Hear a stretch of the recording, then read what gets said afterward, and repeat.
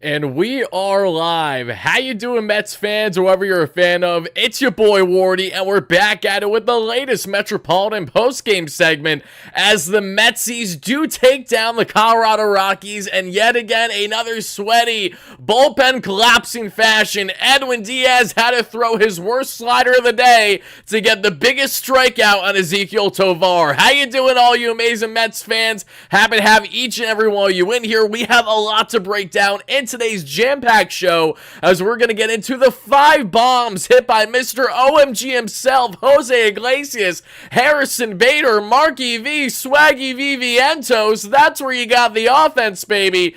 Sean Manaea going 7 strong innings. Who's going to help break down Sean Manaea's awesome outing for the Mets tonight? It'll be my good friend and pitching contributor Isaac Rothman will be making his WardyNYM debut as our special guest today. Isaac and I are going to go through the game inning by inning, go through the highlights, and he is going to break down everything to a T that you need to know about Sean Manaea, and also why fellow Southpaw Jake Diekman has no business being in this Mets bullpen. From there, a little bit on Edwin Diaz, what was working, what wasn't there in the 9th inning, which of course was a heart-palpitating 9th. If it wasn't, it's not Metropolitan baseball, but what is Mets baseball is now as a Mets team, multiple games above 500, at least 3 games above 500 now, where they haven't been in what feels like forever. Mets now currently in a wild card spot after yesterday's victory. They continue to stay in said position, and they hope to stay exactly that in a spot heading into the All-Star break, hopefully securing a series victory tomorrow, or at the absolute latest for the rubber match on Sunday there against the Rockies. How you doing, everybody? Spam those W's as you first chime in. Greatly appreciate that. We already got the spam in the chat out of a 7-6 victory. The biggest takeaway from everyone I see is DFA Jake Diekman. You and I both, folks. You and I both. I have been preaching this to the choir for the past month now. There's been nothing to truly justify Diekman being in this bullpen, even with him finally getting CJ Abrams and that being in James Wood out just a day or so ago against the Washington Nationals. Doesn't change the fact that 9 out of 10 times Jake Diekman has been far from a reliable reliever. We are going to get into everything here in a second, folks, but before I do, make sure to smash that like and subscribe button as your first chime in. Greatly appreciate all you amazing Mets fans. If you guys are watching live here on Twitter, thank you all so much for being in here. Make sure that like, that follow button, that retweet button. But no, as always, I will only be interacting with our live viewers here in the YouTube chat, and we're going to get to my man Isaac here in just a second, everybody. But before I do, and before we break down said ball game, I want to make sure that we are all set up on both platforms at the moment. So just give me 1 second, everybody. Appreciate your patience as we're about to break down together an amazing victory in Metsland. LFGM, baby, we will take it. A wacky one, but we will still take this victory for sure.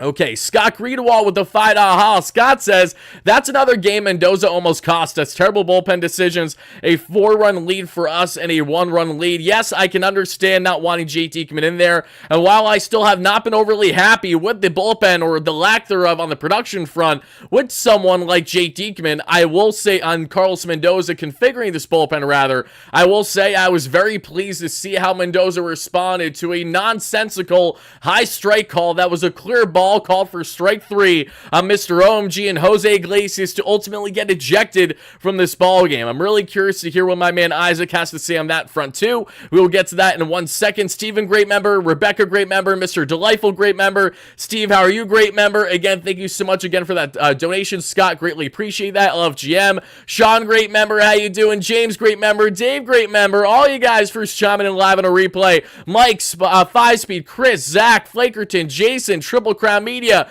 John Infante, Ben, doing a roll call here, Nathan, GSU, Elikes, Joseph, thank you all coming in live on our replay here. To my replay viewers as well, drop in the comments down below, what is your initial reaction to this wacky, wild bullpen confrontation? And I say bullpen confrontation because we're all confrontational talking about this Mets bullpen, as instead of it being a fairly comfortable win where the Mets out offense early and often again, no, instead it's going to be a situation where you win by 1 run after Edwin Diaz again throws probably his worst slider that you saw out of that at-bat against Ezequiel Tovar. No less, the Metsies win said ball game, everybody. So as always, let's let it rip as we always do, baby, with the official, the one and only WardyNYM post-game jingle.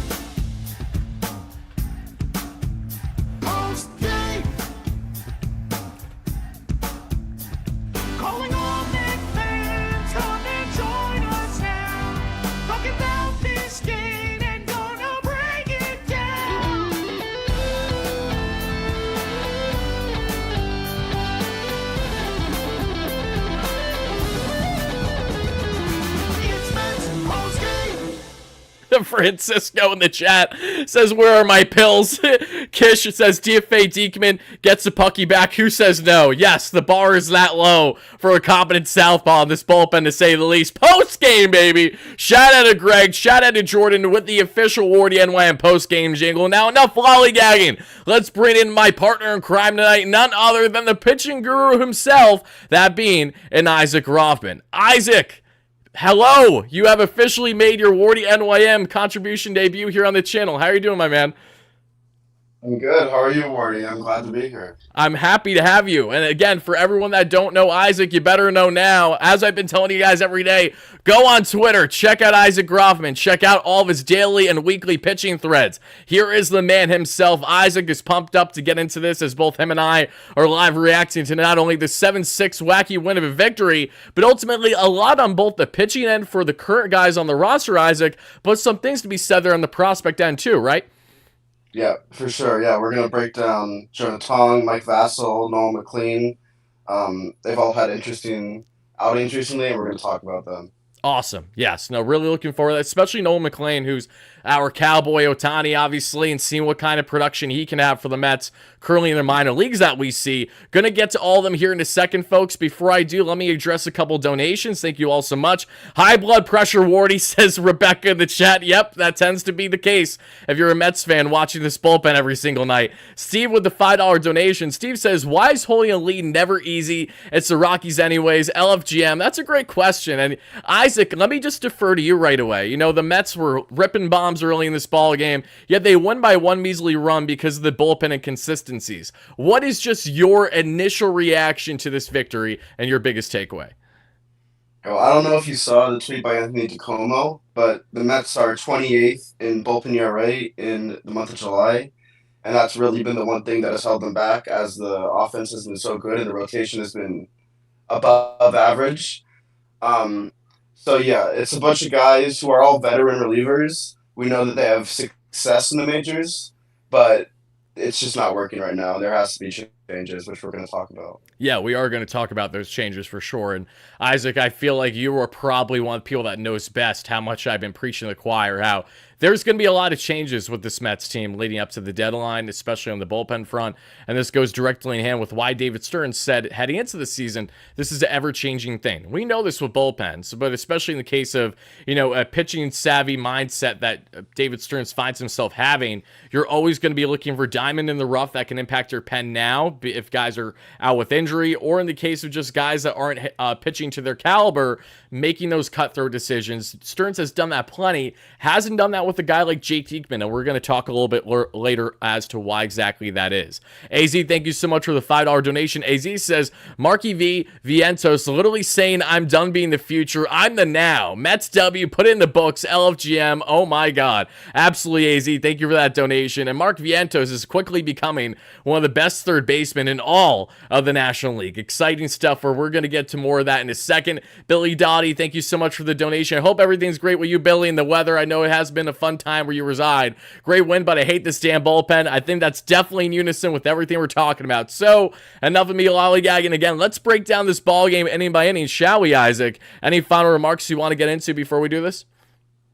No, let's go break it down. All right, let's break it down. All right, again, we got Sean Manaea on the bump today, matching up against, I'm already forgetting the schmuck's name here for the Colorado Rockies. Gordon only went 3 innings. This was a lopsided affair on the starting pitching front between the two, and Sean Manaea worked early and often here. Got himself a 1-2-3 inning to kick off this ball game in the first. Then we seen the bottom of the first. JD Martinez is the lone runner to get on base thanks to a hit by pitch. The Mets don't score or do anything there. We head to the second inning. We're in the top of the second. Rogers gets on via walk. Then I'm butchering the guy's last name. Is it Tolia or Toglia? Is it Toglia for the Rockies? Pretty sure it's Tolia. Tolia. Okay, Tolia, who Gary was gassing up saying this kid has like 12 home runs and just 120, at-bats or whatever it is, and then he goes on to rip a 2-run nuke that is around his 13th of the season or so. It becomes a 2-0 early Colorado Rocky lead as we then head to the bottom of the second, where Mark Vientos gets the Mets offense early right back with his 12th home run of the season. Vientos' power has been consistent, and he again, now looking at all the numbers in the sample sample sizes, is one of the best pure power hitters and looking like one of the best third basemen in all the National League. Yes, when I say third baseman, I'm not focusing nearly as much on the glove as I am the overall talent that comes with him at the hot corner, because Vientos has been absolutely fantastic and something that he hasn't done versus what he did in his first stints at the MLB throughout his MLB career, especially with it being platooning and limited sample sizes. We've seen Vientos kind of have ruts. We haven't seen Vientos have a rut of anything of true significance or anything that's really detrimental to the lack of the success this Mets team can find itself having. Vientos continues to go on a tear and have a fantastic season for the Mets. And the Metsies continue to go on back-to-back here thanks to Mr. OMG himself, Jose Iglesias, with his first home run at Citi Field. The Metsies go back-to-back here. They tie the ball game there 2-2. Oh, and Isaac. Okay, let's continue on. No more echo, baby. Lock in. Okay. So I'm going to cut out that little segment. We're really back into this one. Let's talk about this ball game as we were breaking it down. Edward, thank you so much for the $5 donation. I appreciate that. Edward says, trade Alonso and Ottavino and Diekman for Soto. Just streaming. Who says no? I don't think the Yankees say no. Isaac, do you think the Yankees say no to such a trade? I don't think so, no. I don't think so either. Awesome. Okay. All right, let's get into this. All right, everybody, as we're continuing to break down this ball game, they had tied it up the last time that we had spoke there, thanks to Vientos and Iglesias going back-to-back on the home runs.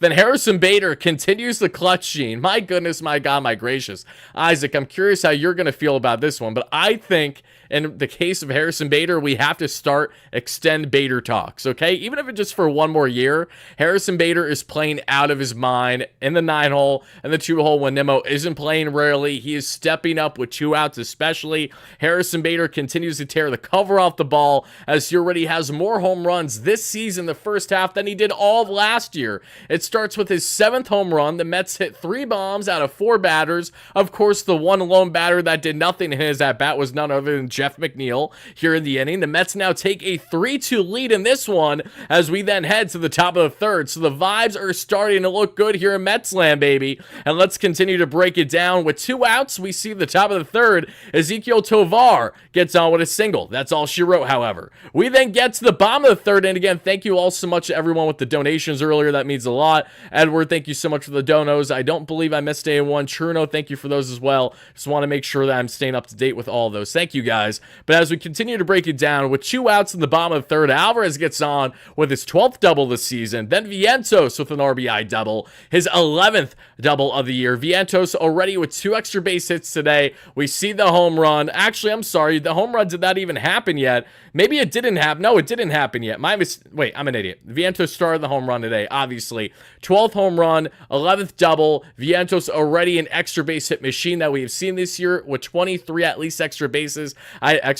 I don't think he has a triple this year, Vientos. I could be wrong, but the amount of extra bases that he has in such a short sample size has been nothing short of tremendous. Vientos rips his 3rd RBI of the day to increase the Mets lead. At that point, they're up 4-2. Alvy and Vientos. Isaac, I gotta ask you, is this one of the best tandems now in all of baseball when it comes to young in-house talent? Because, you know, we think of, and I don't mean overall tandem, I'm talking about guys that have only been up for the past year or two. Like, when you think of newcomers on the block, I think of Adley Rutschman, Gunnar Henderson right away with the Baltimore Orioles, right? Or you think of, for many recent years, everyone that's churned out with the Atlanta Braves. Where would you put right now the class of a guy like Alvarez and Vientos and how great they've been so far this season?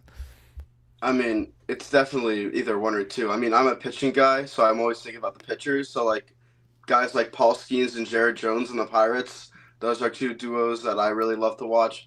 But, yeah, I would definitely have to say, for me, I might be biased, but those are the best right now.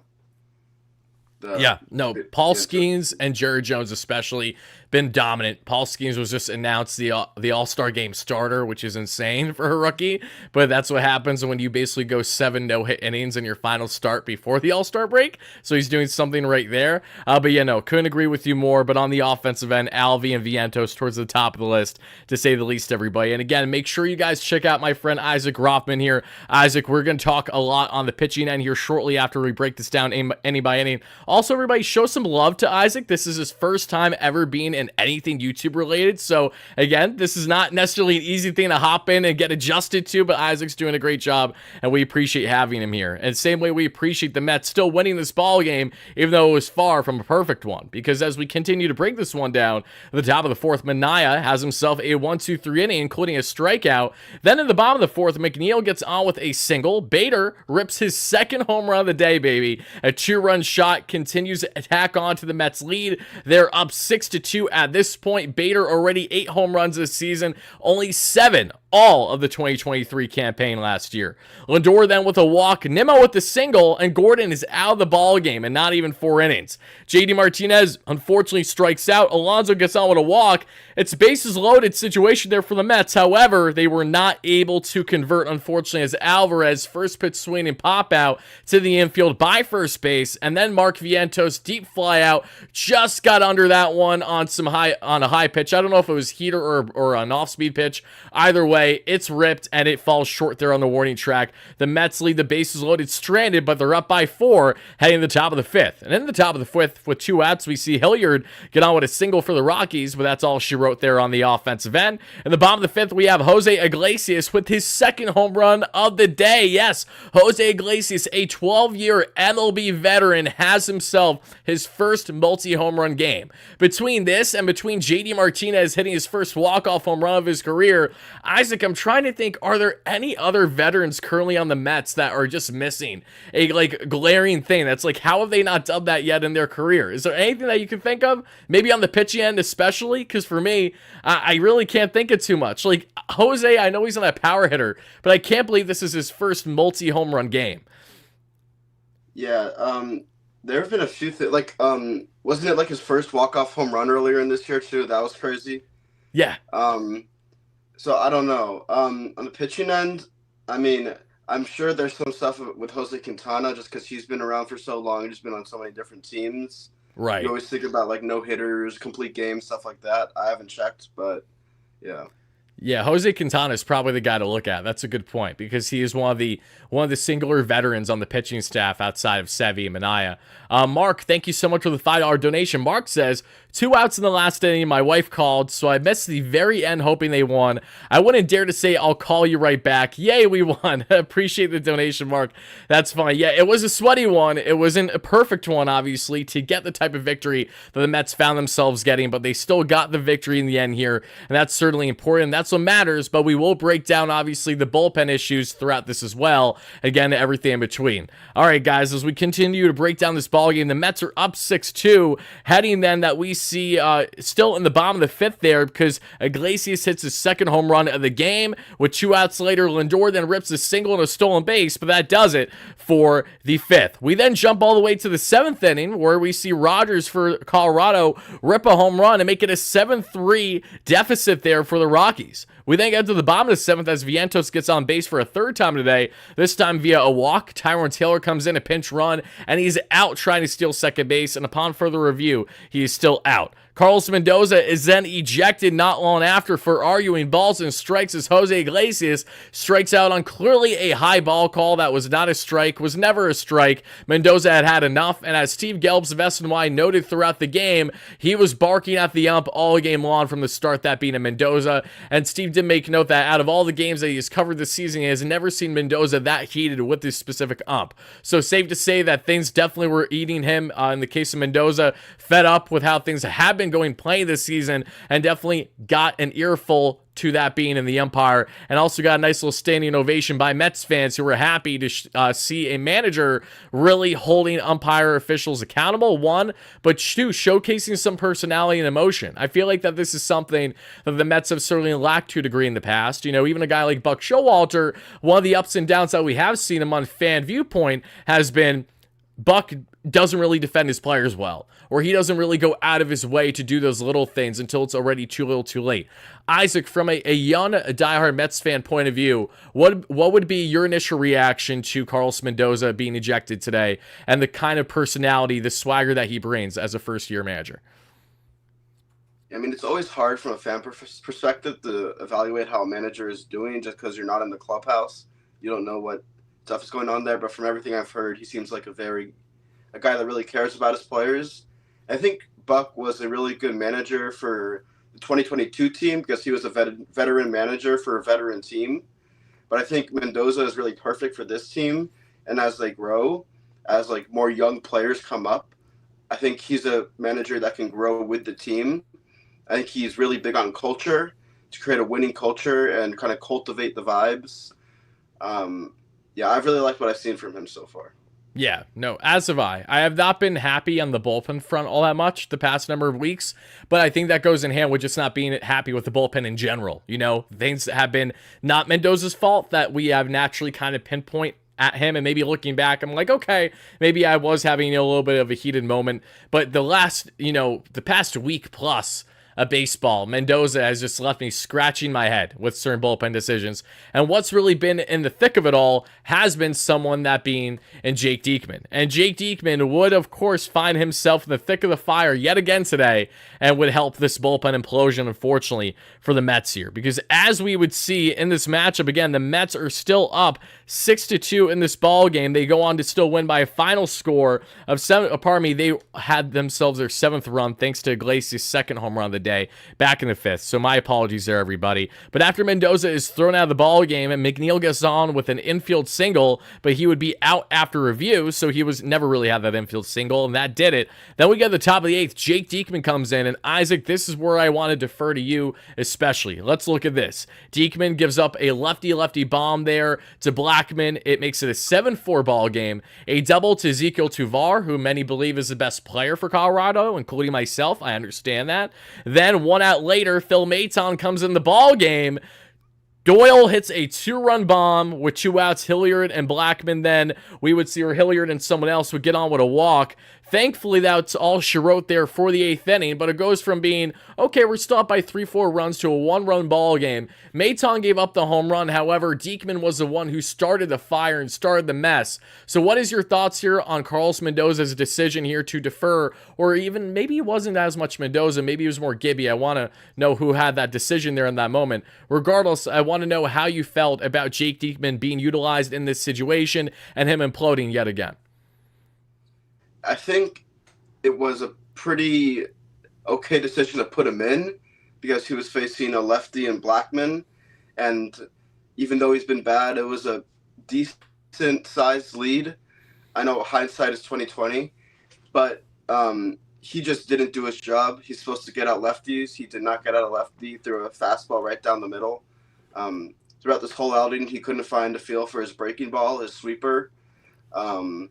And then once he started facing Tovar, it was like there's no chance. He crushes lefties. So yeah, it wasn't a good. It was just an awful outing. Would you say that it's fair for fans to have the outroar that we've been to suggest that Jake Diekman just shouldn't be in this bullpen anymore? Would you say that's pretty valid at this point from what we've seen over the past month plus? Yeah, I definitely feel that. I think we knew somewhat coming into the season what he was. He's a pitcher that some outings he's just going to not have any control and he's going to walk everyone. But that's been like every outing for the last 10 outings this time. And this happened last year too when he was on the White Sox. He kind of lost control in the middle of the season. He was DFA'd by them, got picked up by the Rays, and they kind of fixed him as they do. So he could turn it around, but for a team that's in a wild card race right now, it's hard to justify keeping him on the team. Yeah. And I think it's very hard to justify when you look at how David Stearns has went about the bullpen construction and the configuration this year. When guys typically haven't done well, regardless of what their status has been, they've basically been attended to. Either they have been traded, they have been waiver wired and then picked up or stayed in the organization, or just some type of, move had there from Stearns, including a transaction that we saw today, Eric Orsi being called back up to the Mets, of course, and that went in hand because I'm actually blanking here. Oh, yeah, David Peterson was put on the paternity list. Congratulations to David Peterson. His wife, his girlfriend, whoever he's with currently, and their entire family, wishing them the absolute best. Exciting times. I can relate on that front for sure this year.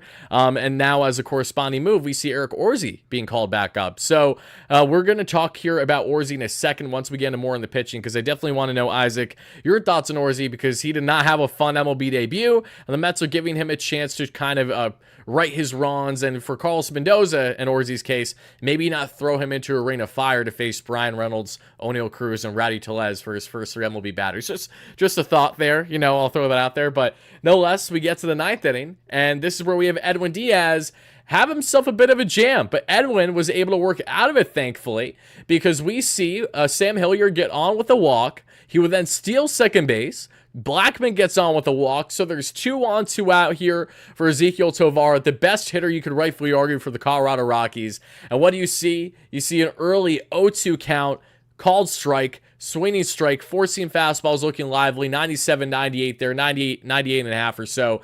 Then he hacks off 3 straight sliders, 3 straight for foul. It gets back even on the count, 2-2. And then with a slider that runs back, that hangs right down the pipe, Ezekiel, I think he just wasn't expecting that bad of a pitch. He swings right through it, and the Metsies go on to win this one by a final score of 7-6. So, Isaac, let's get back into that 9th inning here, and let's be in the shoes of Edwin Diaz. You're in this matchup. You allow the back-to-back walks, 2 on, 2 out here to face Tovar.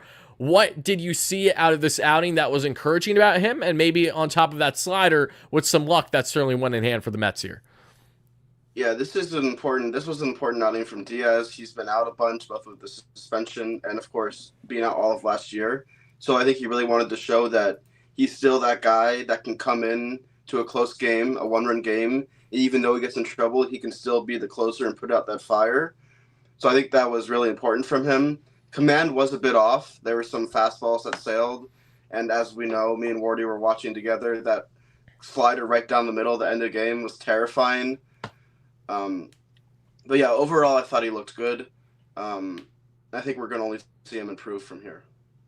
I think so too, and I think having this All-Star break in a couple of days will only help him as well.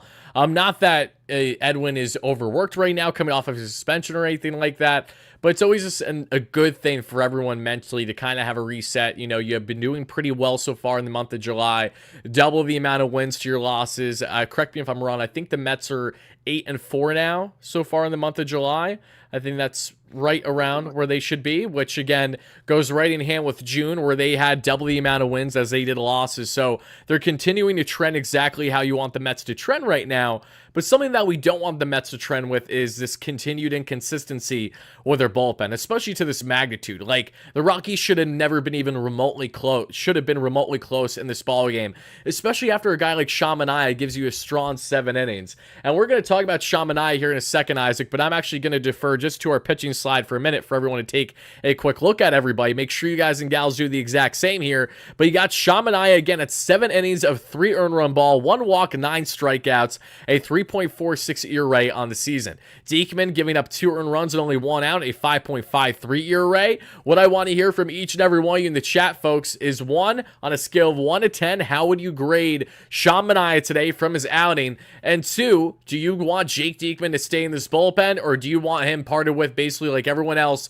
including myself, wants him parted with? And thirdly, everybody, make sure to remind me before we get to the end of the show that I give you guys our latest prospect report, because we do have some key updates to get into outside of what Isaac has to say about recent outings from Joe Natan, for example, Brandon Sproat, a little bit on Nolan McLean, but also the latest outings that we saw in today's slate of games in both single A, double A, and triple A. Please make sure you guys remind me. Phil Maton gave up the unfortunate home run there, and Isaac's going to touch on that in a minute. That sweeper was a problem for him, and that was, again, a meatball that was eaten up, which led to the home run. However, Maton was rushed in this one as a guy that you didn't want to have to utilize in that 8th inning, but you had to because Jake Diekman couldn't get himself out of his own mess once again. A liability to this bullpen, a far from proficient reliever, regardless of your handedness. There are arms out there that you can acquire that can get lefty batters out just as good, if not better, than Diekman, in which that is quite the low bar so far this season. Continue to let me know your thoughts on not only rating 1 out of 10 here for Shamania, and in the case of Jake Diekman, what do you want his fate to be in this bullpen? Just spam DFA Diekman or spam keep Diekman because you guys are really happy about his one good outing for the past month as he struck out, that being in Abrams and Wood back-to-back against the Nationals the other night. Let me hear it. As always, everybody, thank you all so much for chiming in. It does really mean a lot to each and every single one of you guys. Thank you so much again. But before we get back to Isaac, before we break down a lot on the pitching end, that we're going to get into a bit more on the offensive end to highlight the Mets' 5 bombs that they had themselves today, let's hear a quick word from our amazing sponsor and our great friends at SoRare MLB. It's heating up this July on SoRare MLB, where the thrill of the chase meets the prospect of big rewards. Lock in and go yard, collecting cards and playing your way to the top. Get things right and you'll be calling your shot at a share of over $225K in total cash prizes and more. Join for free. Build your winning roster, watch your players perform, and improve your strategy each week for a shot at being crowned a champion. Sign up and enter now. July is for baseball.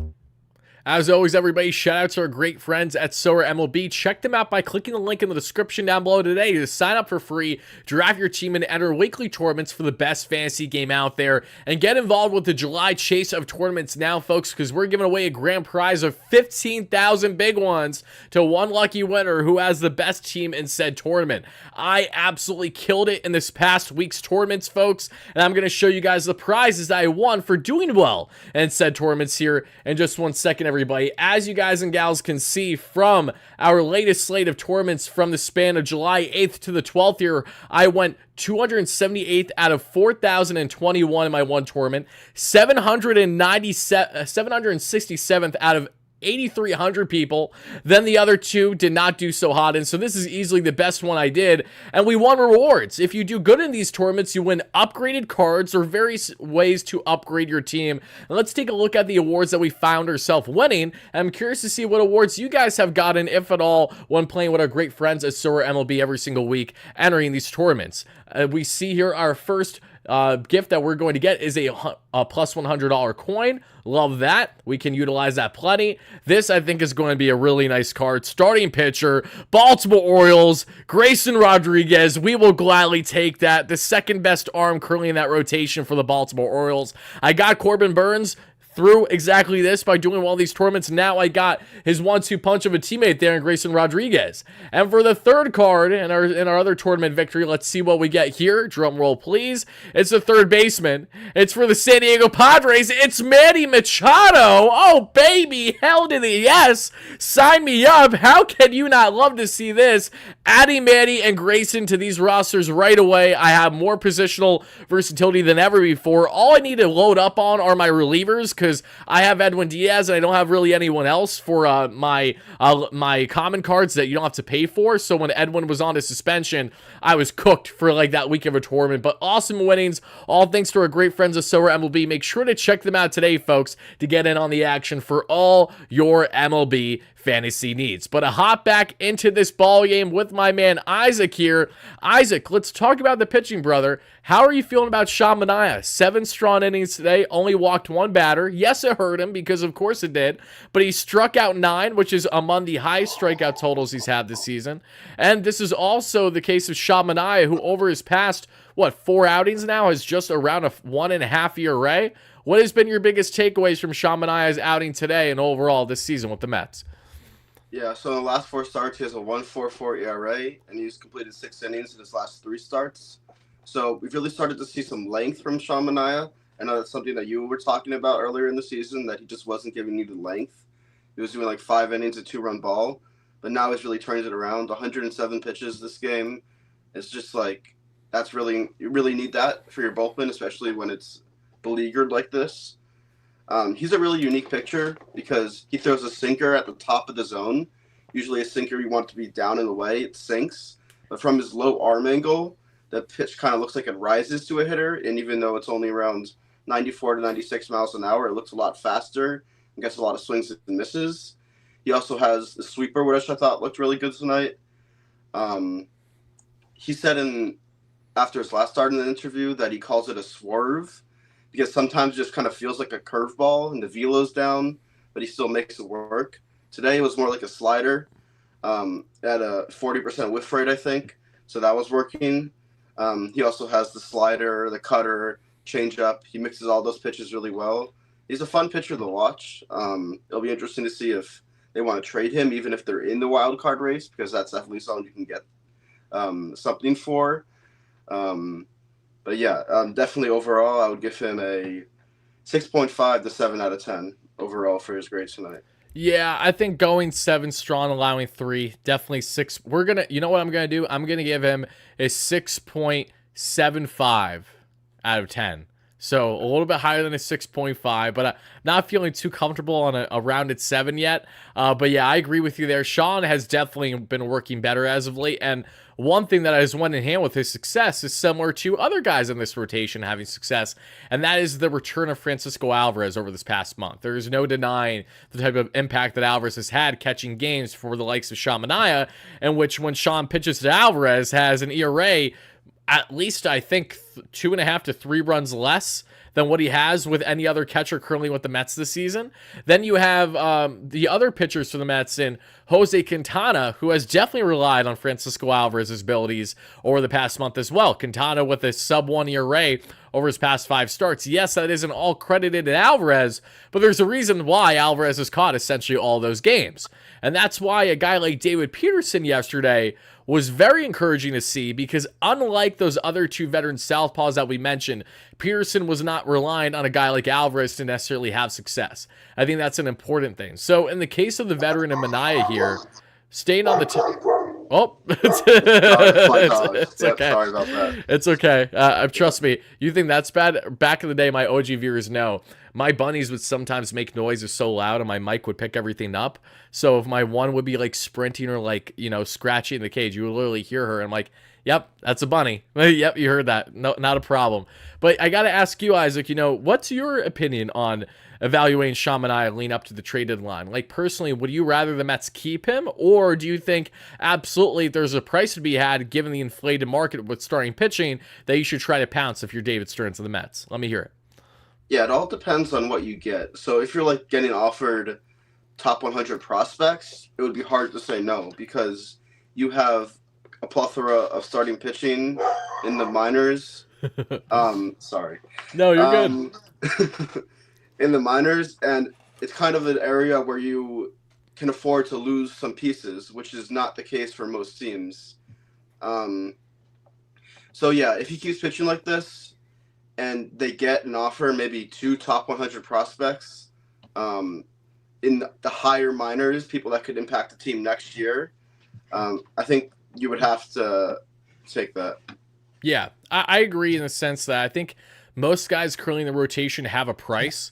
If it's matched, Stearns will absolutely really consider there. But Manaea, I think there's definitely an argument to keep him, because while, yes, he's expendable, and while, yes, maybe if he opts into the second year of his contract, that might not bode well, because, he's playing above his pay grade right now. I think we all know that. And that's what the hope was when you sign him, Severino, again, these 1-2 year deal guys that are trying to have some bounce backs, fine-tuning their game.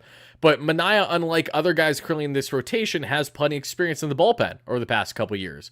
So that's where a true swing man, where the Mets are going to be utilizing a 6-man rotation upon Kodai Senga's arrival in this rotation, is going to be very interesting to evaluate how exactly they want to go about that. Are they okay with maybe having one of those 6-man starters really being a true 5-and-die pitcher? If that's the case, then again, that's where a guy like Sean makes sense, where he's going to stay. But if they're content with Senga's return, Scott staying in this rotation, maybe they consider Jose Buto to be a starter again. However, I do like what we're seeing out of him as a multi-inning reliever right now. Whatever works best with them is fine with me, and I will actually ask this now to the chat.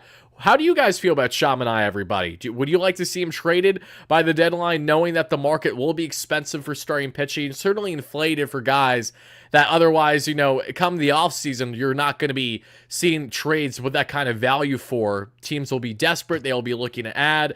And I think certain teams are going to throw out prospects like hotcakes. I really do. Like, we saw the return for, Aaron Savali recently. That was a decent return, when you look at his recent numbers over the past couple years. So if you're getting prospect capital for him, I can only imagine the potential return for, even again, a rental Severino, a rental Quintana with the way he's been pitching, and Sean Manaea, who has a second-year option on his contract, player option, I believe. So interesting things for sure for David Stearns to ponder and figure out. But rest assured, this is a good problem to have if you're David Stearns and the Mets. And I think Manaea is similar to Severino. They're great. They're vibes guys.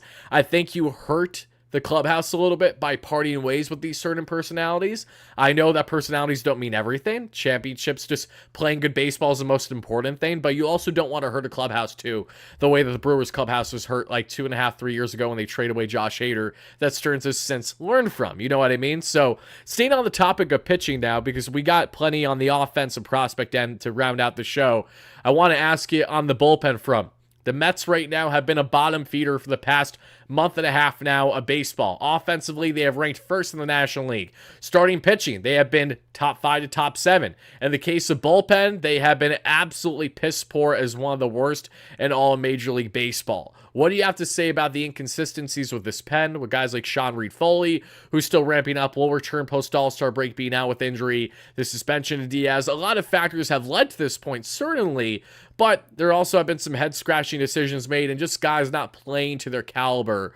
What do you think needs to change for this Mets bullpen, and are there any guys in particular you think of, internally or externally, that could help in that regard? Yeah, so definitely why they're struggling. Part of it is the injury front. I mean, you expected to have Brooke Farrelly in this bullpen, who is one of the best lefty relievers in baseball. Not having him makes Diekman your go-to lefty, which really shouldn't be his role. He's not as high as a high leverage reliever as Raley was. Also, Reed-Foley, obviously, he was kind of a glue guy. He could go multiple innings. He could go one inning. He could get saves. That was a really good pitcher to have.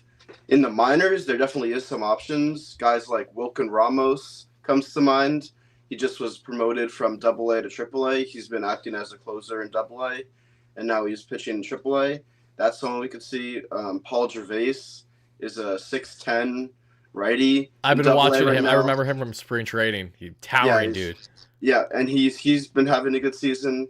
I think Eric Orsi has the stuff to be an effective reliever. His splitter is really good. He has a good fastball. But yeah, it's definitely concerning right now, and I think Stearns does like to look externally. Stuff like Phil Maton, relievers that aren't performing as well. Maybe their ERA isn't as good. They have control issues, but they have good stuff, and Stearns can get them for a cheap price. I think that's going to happen a lot more. Guys like Matt Gage and Phil Maton. So yeah, we'll see. It'll be very interesting. And someone brings up, Rebecca in the chat brings up a player that I've referenced a lot over the past month. And that's one directly in hand because followers were, some subscribers were mentioning to me, because I was initially, I'll be frank, I don't pay attention to the Colorado Rockies much throughout the season unless I have a reason to. And Jalen Beeks has given me a reason to. So you got a southpaw option in their bullpen right now that we may actually see this weekend. And that's certainly an external name where will not cost you a premium to acquire, I'm sure. Will cost you, I'm sure, some type of assets that the Rockies will find themselves looking for, but nothing too crazy for the former Tampa Bay Ray, who has continued to perform well after leaving Tampa, which is important, especially when you look at him pitching half a season in Coors. You know, that's a big deal. So if he's doing that, he's doing something right, clearly. Beeks is a guy to consider. But to go back to Orsi for a second, I want to mention him because now he gets the call back up. His ERA is so inflated, it's infinity right now. We don't even have a number for him, the poor guy. Again, he faces Brian Reynolds, supposed to get the strikeout call. He's squeezed. Reynolds is walked. O'Neal Cruz barrels for an opposite field single. Well, understandable. Again, that's going to happen. And then he gives up an expected batting average of not even 100 to Rowdy Tellez for an infield single. You know, there's only so much you can do there if you're Eric Orsi. Even with 2 outs for your MLB debut, you're thrown in the fire in a tied ball game at the time before everything implodes the way it did. So for Orsi, what are you looking for most for him next time he goes out there? And what do you think would be the best situation to put him in versus what I thought was honestly a very foolish situation that Carlos Mendoza found himself in with Orsi a couple days ago in Pittsburgh? Yeah, you would definitely have to put him in a low leverage situation. I don't know, maybe right after a starter comes out and there's like a 4 or 5 run lead. And he is a guy who's had issues repeating his mechanics before. His Okay. release point can be up and down, and that can make him easy to hit. But the stuff definitely is there. The splitter was graded a 60 on 2080 scale by MLB Pipeline 2 years ago. He has a slider that he's been developing, and he has a fastball which has good rise or IVB on it. It really gets on hitters fast. So I think you got to work him in. You can't throw him in the fire like you did, but I think that could definitely be a piece going down the stretch that could be effective. Yeah, I especially when you look at how some of his pitches grade out, they are impressive. And it's like, okay, why has Orzi not been considered up until this point? Well, one, he's fluctuated with the walk rate. We know that.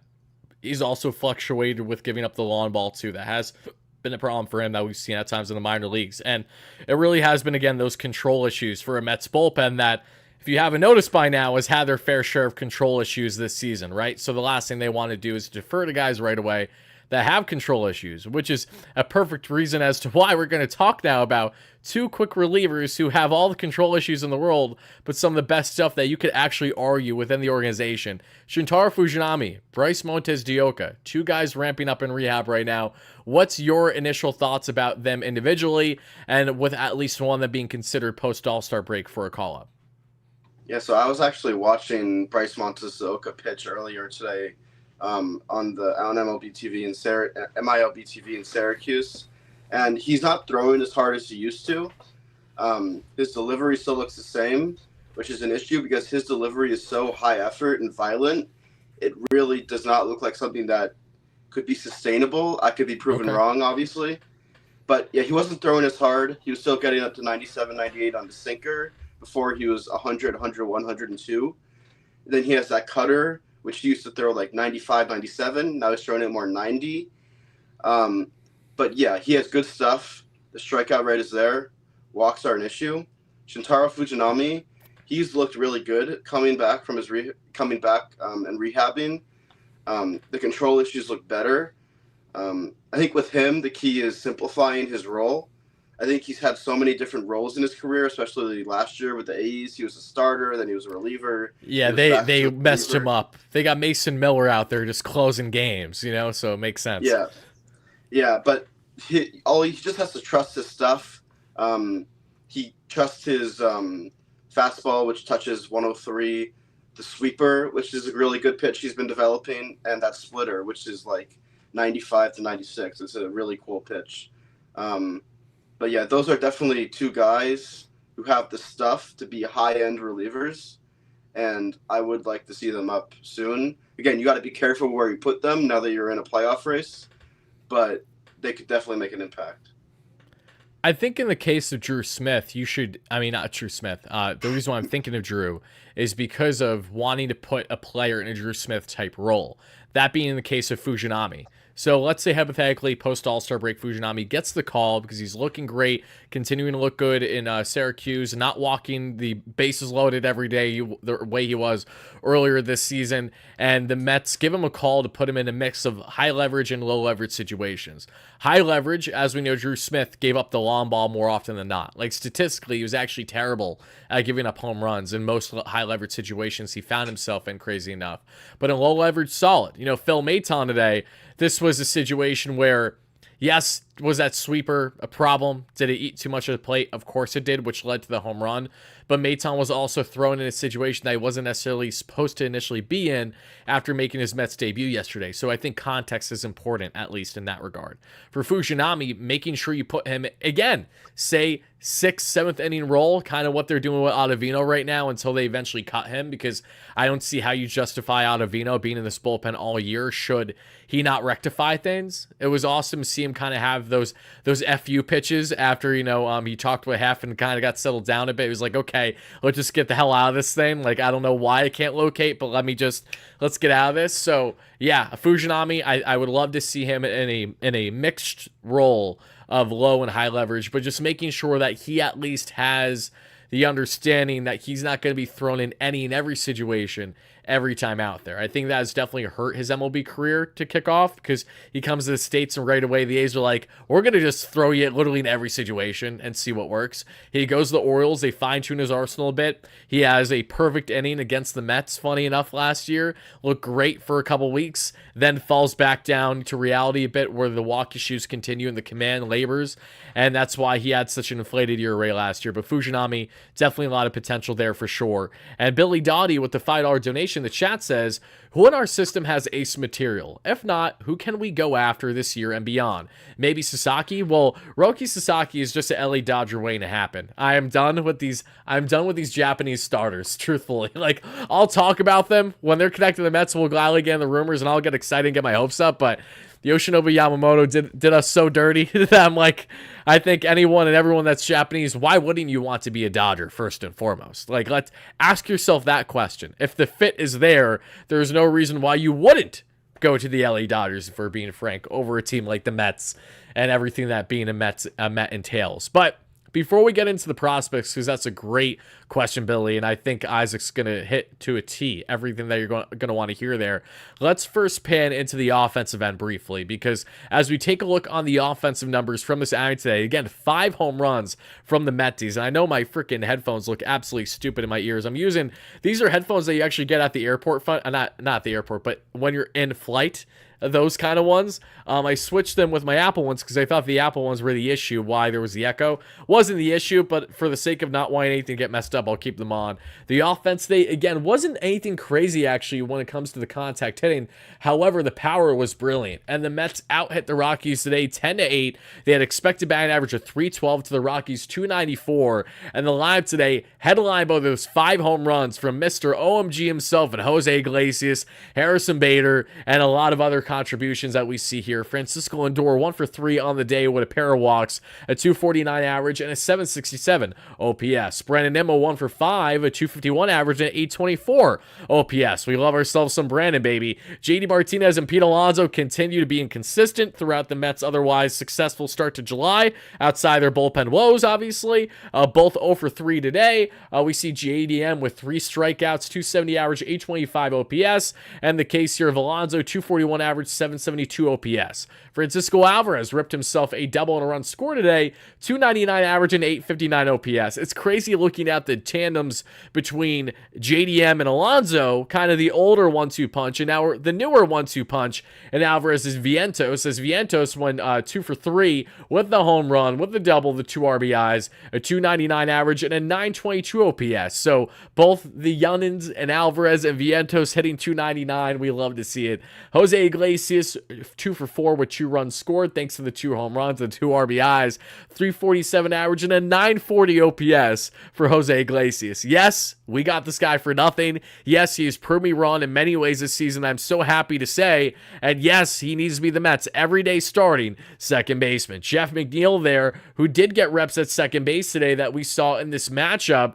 We see McNeil here with 1 for 4 with a run scored, a 215 average, and a 582 OPS. Yes, Jose Iglesias shifted at third base towards the end of the game after Vientos' pinch run for Tyrone Taylor, and McNeil went from the corner outfields again to second base this time. And Harrison Bader with a couple home runs. Bader, I'm obsessed with Harrison Bader, guys. The guy has the clutch gene unbelievably well. He hits so good in 2-out hitting. He has such a level-headed swing.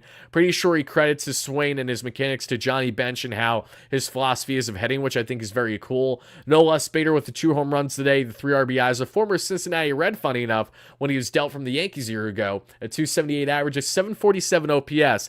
Yeah, for the people who thought Harrison Bader wasn't going to be nearly as productive as he's been this year, holy shit, are we happy to be proven wrong again here. And Bader is not only playing elite defense wherever he's playing, mainly center obviously, but getting on base at a good clip, hitting with runners in scoring position, and the Mets are one of the best teams in Major League Baseball currently this season with hitting and runners in scoring position. So, Isaac, as I pan back to you, my man, I got to ask you, on the offensive end, what has stood out the most to you personally from the fan point of view, and why? Obviously, Vientos, Iglesias, those are the ones that have been surprises this year. But just like every hitter, I think they said this on the broadcast, there's no rest for the pitcher. Right. Like every time a hitter is up, he has a chance to do something other than a certain second baseman maybe. But yeah, it's just like a relentless offense that I haven't experienced as a 19-year-old Mets fan ever, and that I've only ever seen with like the 2022 Braves or something like that. Yeah. So it's pretty crazy. I feel like we haven't even been able to, like, we've been appreciating the past month for sure, right? But I feel like we still haven't been able to fully appreciate this because a lot of these great offensive outings have went in hand with bullpen implosions. So it's been a sour taste in your mouth at the end of the ball game versus how it started, right? I think that's fair to say for most Mets fans right now. But in the case of the offensive end, it's been consistent, it's been persistent, and I have to say, this is probably, again, the best offense that I have personally seen in my young lifetime as a fan. Like, this trumps, truthfully, even 2015, like, the Cespedes vibes were magical. The run they had was elite, but that also went in hand with some elite starting pitching that the Mets had with their young arms at the time, and also a bullpen that was pretty sharp for the most part. Jeurys Familia having a massive year there. A lot of things going the Mets' favor at the time. Fast forward to today, yes, this team isn't as polished on the pitching end, you could rightfully say, but on the offensive end, again, this team gives you a puncher's chance versus any team in Major League Baseball right now. 1 through 9, the depth is ridiculous. To have Mark Vientos and Alvarez hitting 300, right around a 900 OPS, like consistently every single day out there is ridiculous. The fact that you're doing this when Pete Alonso almost has 20 home runs, 40 plus RBIs in the season, yet you wouldn't even really know it, if you weren't paying close attention, because Alonso has been in certain ways a non-factor to otherwise very successful past month and a half for the Mets. JD Martinez has been slumping, but we all know JD Martinez is right in the thick of the Mets' great success they've had on the offensive end this year with their hitting approach. We're using weighted metal bats per game, with working one-on-one with individual players, including guys like Jose Iglesias. So we all were preaching earlier in the season how the talent level is certainly there on paper, but it's about putting it all together and finally seeing in unison.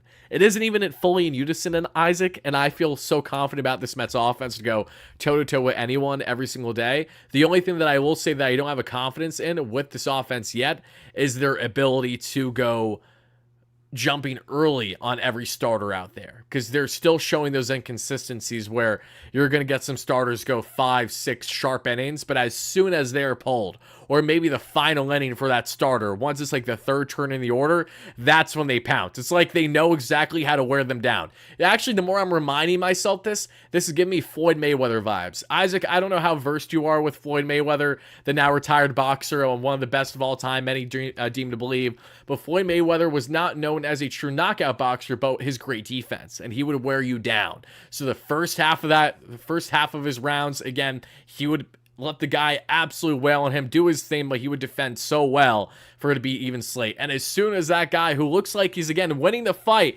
finally starting to get gassed, then you get in with those body shots. Then you get in focusing on the head. And that's how he got so many of his victories. That's what the Mets have been doing. They have not even been overly grinding out certain pitchers, but they have just been taking it. They have been taking it until that third turn, and then they finally start to pounce. So that is the one thing where I definitely want to see the Mets do a better job of this season, on taking advantage of earlier opportunities against some good starters. It's been up and down this season, but definitely trending in the right direction for the most part. So before we get on to the prospect end, because I know you have a lot of awesome things to say on that, Isaac, I have to ask you, which two players on the Mets offensive end have you enjoyed watching the most this season? And between the two, which one do you think is more likely to sustain the success that they've been having? I gotta say Vientos and Alvarez.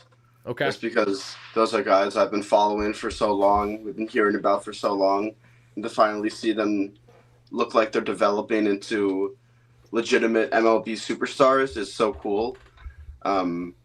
Just like the energy they bring also. Like I love watching Lindor, Alonso, Nimmo, obviously, but we've been watching them for 6 years or something like that. And right. But these young guys are so exciting. I think Vientos is definitely a guy who could hit 20, 25 home runs every year. I don't think you're going to see him with a 920 OPS for the whole year. I don't know if that's sustainable.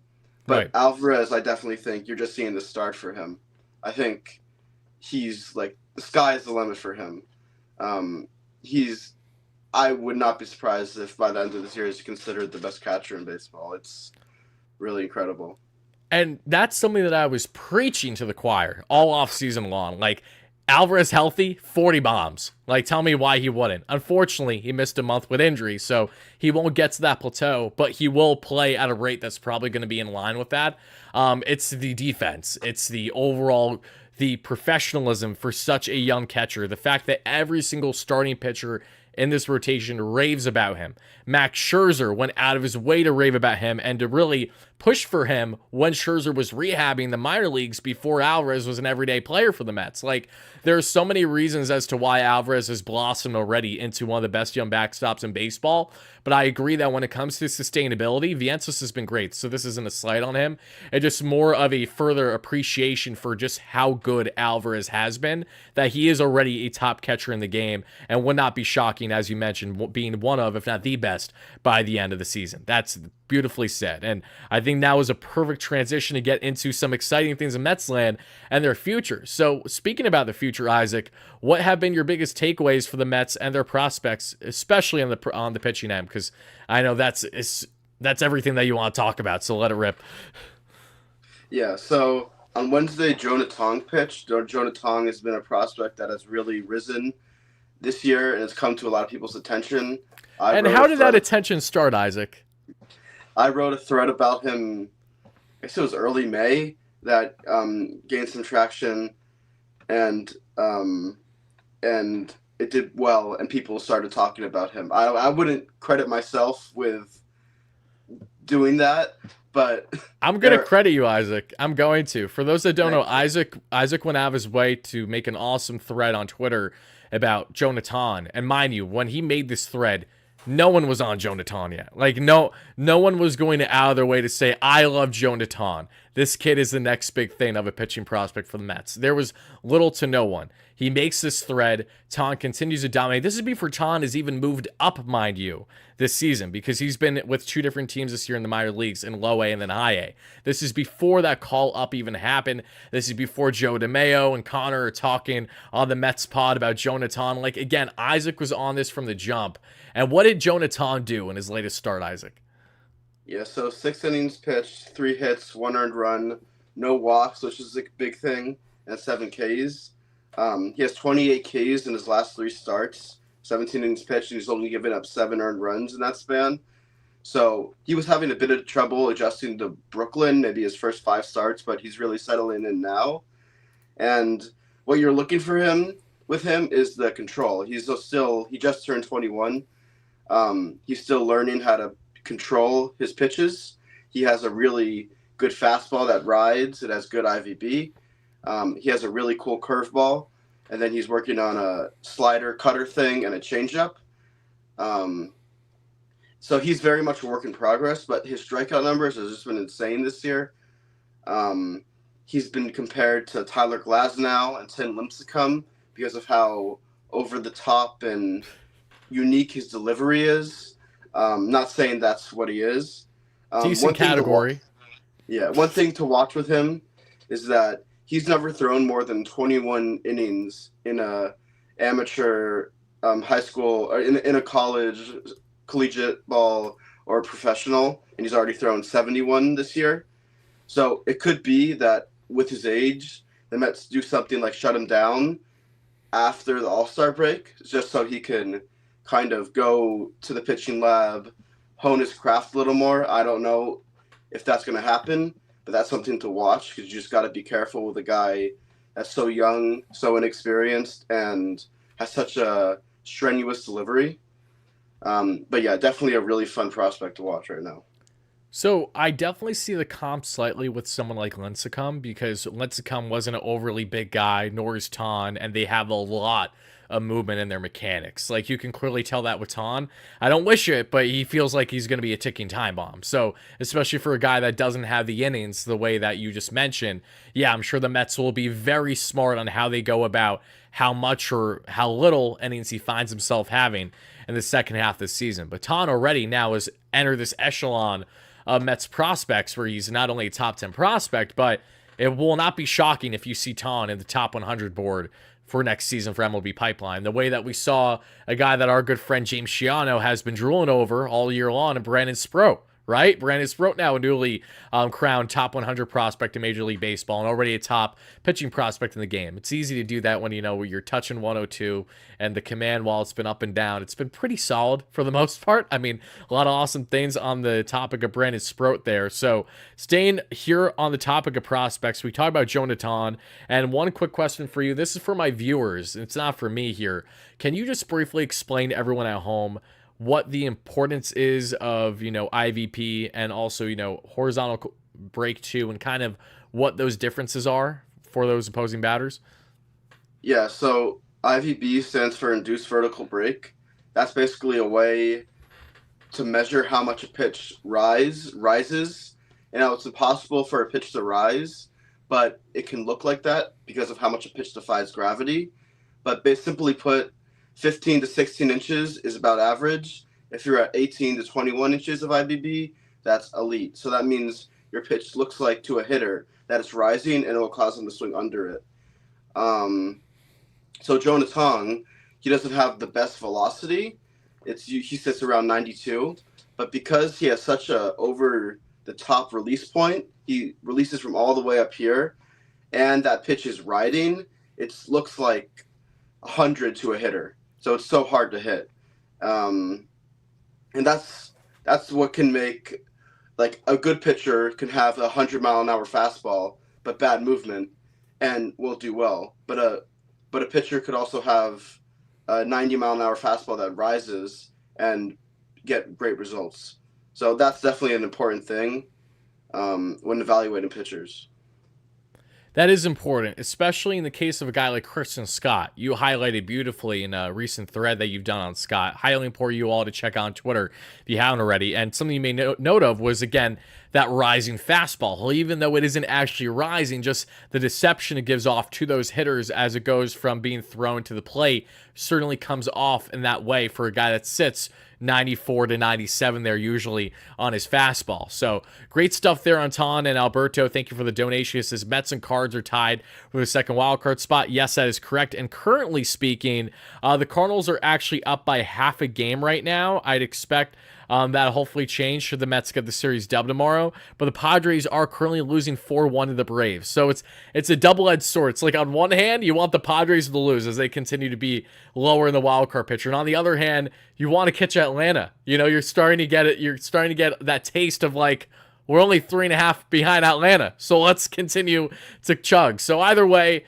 if Padres lose, Mets continue to roll here as they're pushing in that second wildcard spot this season. And to now reel back in on the prospect end, outside of Jonathan, who are some other guys that have definitely been notable to you this season that you would like to highlight here? Yeah, so Nolan McLean pitched today. He's the two-way player. He hits and pitches. Wardy calls him Cowboy Ohtani. Yeah. He has been having some issues adjusting to Double-A. Today he had 4 innings pitched, 6 hits, 2 earned runs, 3 walks, 3 Ks. He has a 5.35 ERA in Double-A right now. And a lot of his starts have been like this, kind of short, 4 or 5 innings, not many Ks. It's possible that the Mets are trying to make him a starter, so he's kind of like dialing back his velocity. He can throw 98. He might be throwing 92, 93. He does have a slider, which is so good that he could be put in the MLB right now as a reliever, and that slider would be one of the best pitches in baseball. But the Mets want him as a starter, so they're working on giving him a bridge pitch, a changeup, a cutter. And right now he's having a bit of struggles. I think he's struggling hitting also. I haven't kept track of that as much.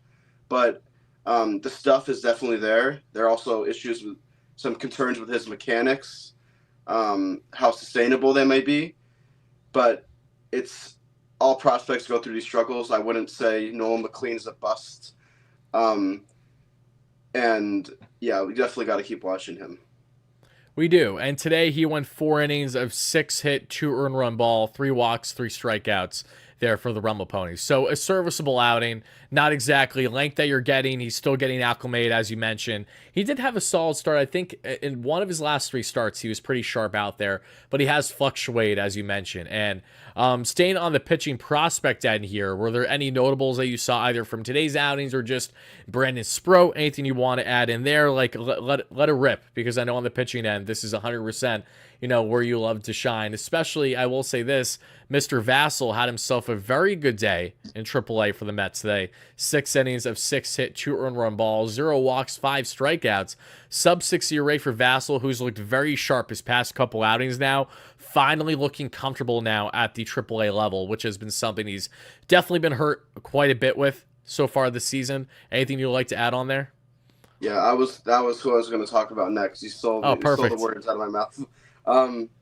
No problem. So, this is the 4th straight outing going 6 innings, which is really important for him because he's kind of known as a guy who will give you length.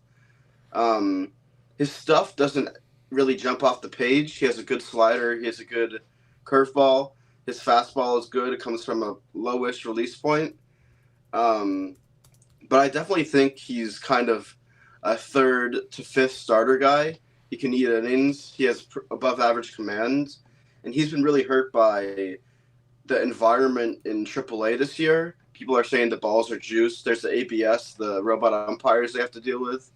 So it's not been the best situation for him. And Vassell was a guy who last year really was gaining traction. People were talking about him coming up as a September call-up. But he's gotten off to a slow start this year, but he's pitching a lot better recently, and that's definitely something to watch. He's a fun prospect. That's a great point about the baseballs. I think of my man Anthony Recker right away, a former Mets catcher turned MLB Network analyst, a former co-host of mine with our previous podcast that we've had on the platform. Hope Reck's doing awesome right now. I talked to him not that long ago. And one thing he always made note with us when talking about the major differences from the minor leagues to the major leagues is that, especially for him, mind you, so we're looking a decade ago at least, so things have changed a bit then, but the inconsistencies with baseballs are still very much a controversial thing. It's a problem to this day. And he made great note how at the AAA level, they were just horrendous. 0 consistency whatsoever. They'd be beat up. Normally, again, when you're asking for the ball as a pitcher and you're going to get a new ball, it's like, that's a problem when you get a new ball. It's beat up still. They don't have things to the quality that you obviously have at the major league level. So that's definitely something to bear in mind. I look at that quite a bit with production at the AAA level to a degree, just because AA is where you have the best prospects usually. AA is where you have the top 100 guys before they're either going to get the call straight to the bigs, or they might get a sliver of sample size at the AAA level. And if they labor, that's because they're just really trying to get acclimated before making that jump. And sometimes those guys struggle with the jump. And at Brett Beatty today, that we're going to talk about in a second here, Beatty had a big day for AAA Syracuse after being in a slump himself.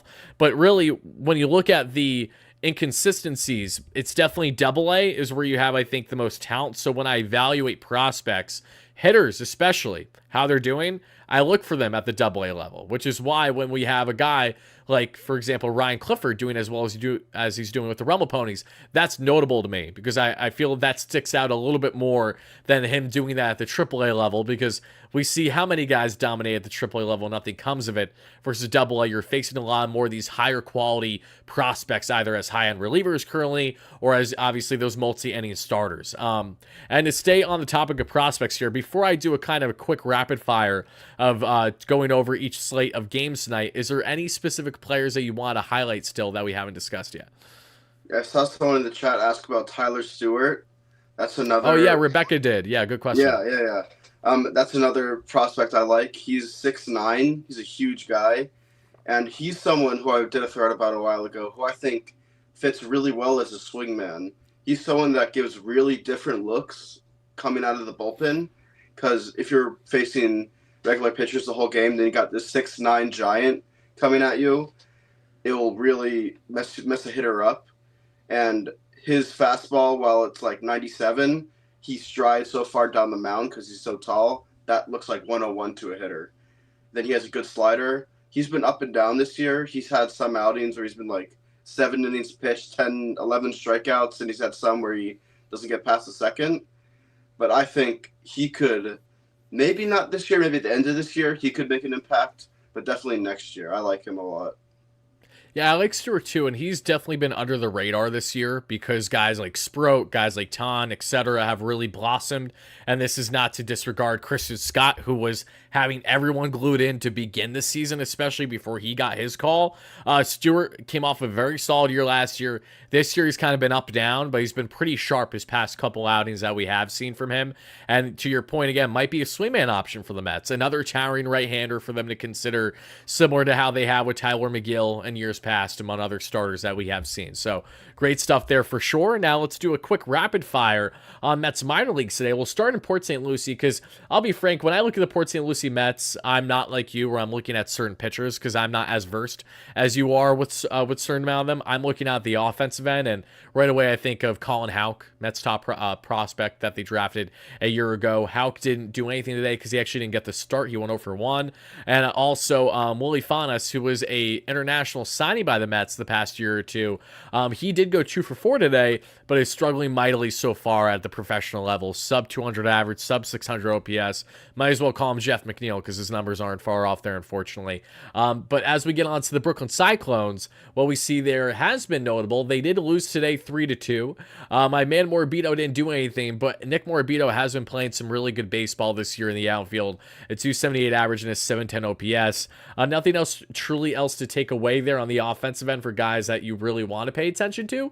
So as we hop to the Rumble Ponies, they won 6-4 against the Fisher Cats in their matchup. Alex Ramirez leading off, went 0 for 5 today.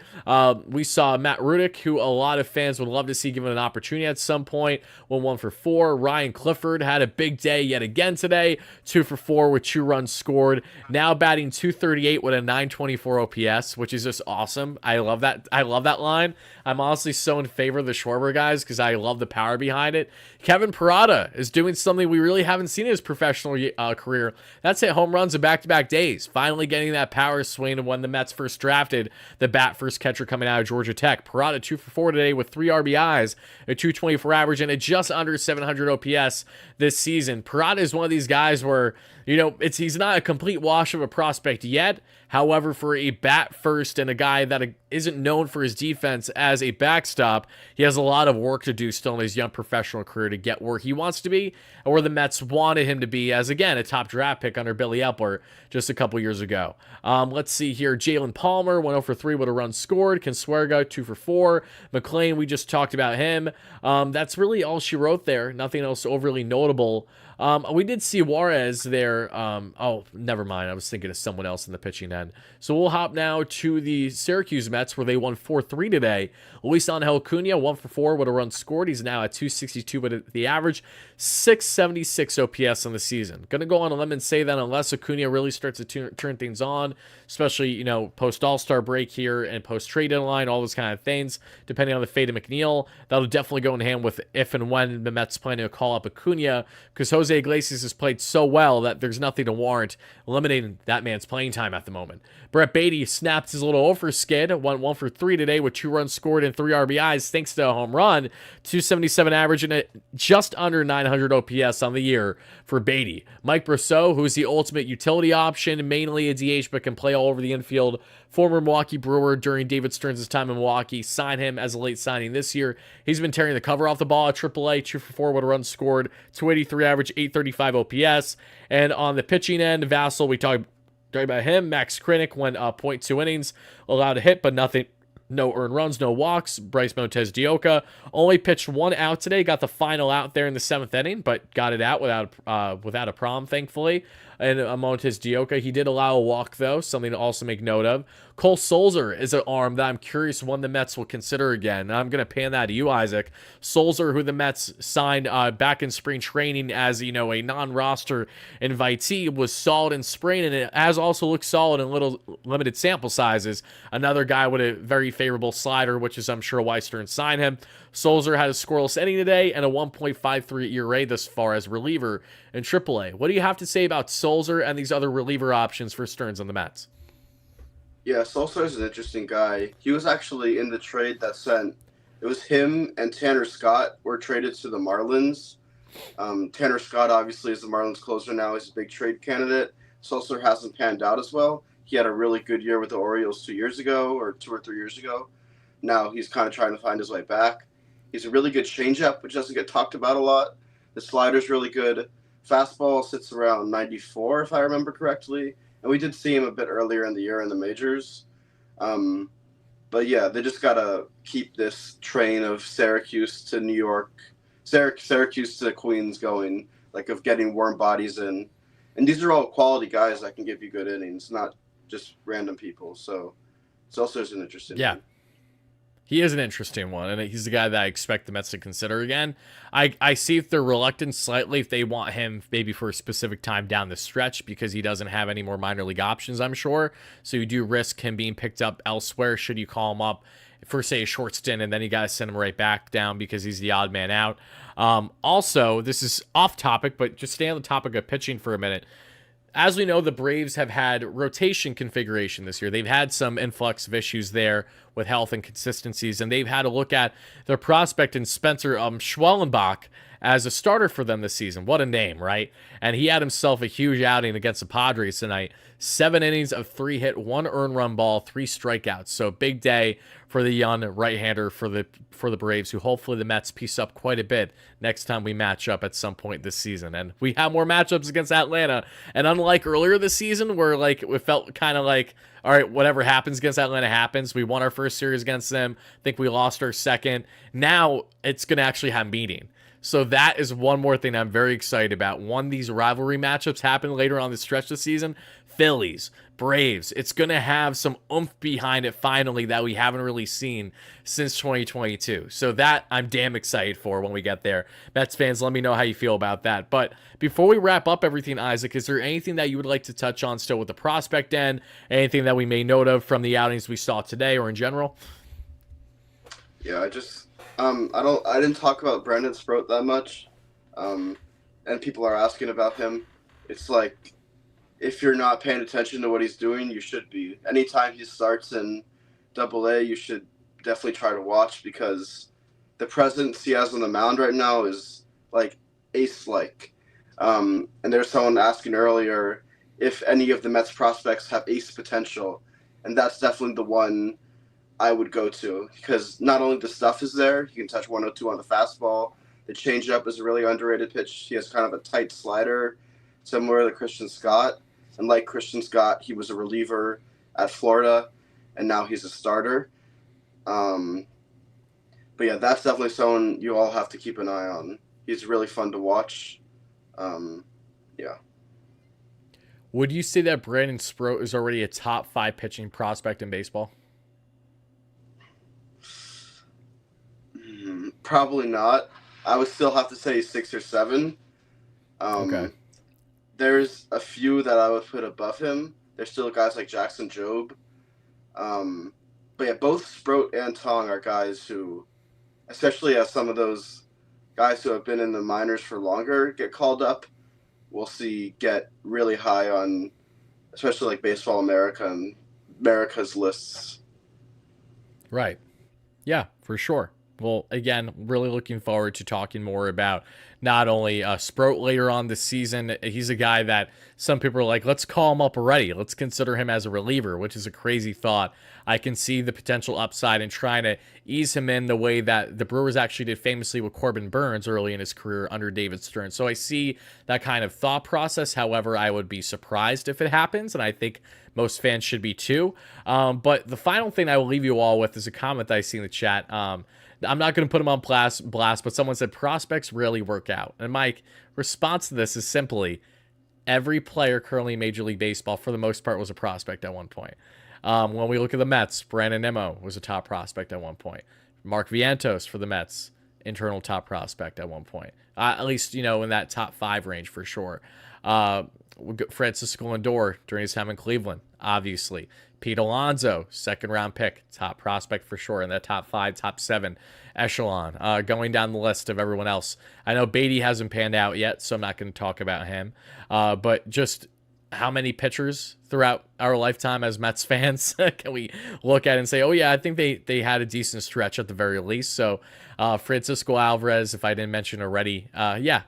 prospects do work out. Not maybe they don't live up to the hype. I think that is an important thing. A lot of guys don't live up to their initial hype because people put them on a pedestal too much, think that they're the next big thing in this when they need to be themselves. And I think that pressure is something that certainly hurts a lot of guys in the early goings in their careers. Like, oh, this guy has all the potential to be the next so-and-so. It's like, well, now you just completely derailed any chance for Lewis Brinson to have a career. You know, like, it just isn't going to happen. And Brinson, again, a famous example of a top prospect, should have never been part of the Miami Marlins organization. That's what hurt him, number one. But two, just a good example of a prospect who had all the hype in the world and just never amounted to it at the major league level. But that is what we'll leave you with, everybody. We're an hour and a half in this one. I'm going to crop out the segment of my audio being stupid, and I'll be frank, it was just a simple button. That was the fix on the audio front, but I didn't think it would be that for the entire show. Wish I knew this earlier, but now we know for going forward. But everybody, I sincerely want to thank you all so much for watching live in a replay for our latest post-game segment. We just got a couple more left before the All-Star break, and someone was asking, will I be streaming during the All-Star break? I may stream during the All-Star break, guys. Five, have a great one. Happy to have you in here. And I don't know what's going on in here. If I'm out, y'all talking nonsense. I don't know if that's the chat or whoever, but regardless, happy to have you in here. All I will say on the front of streaming during the All-Star break, if I do, it'll be certain things, rumor, news related, that kind of stuff. I will not be covering anything for the actual All-Star game because it's not like the Mets have all these endless representatives, nor am I planning to do anything crazy for the Home Run Derby, barring any changes. So be on the lookout throughout the All-Star break. I'm going to have trade rumor content out for you guys throughout that stretch more than anything.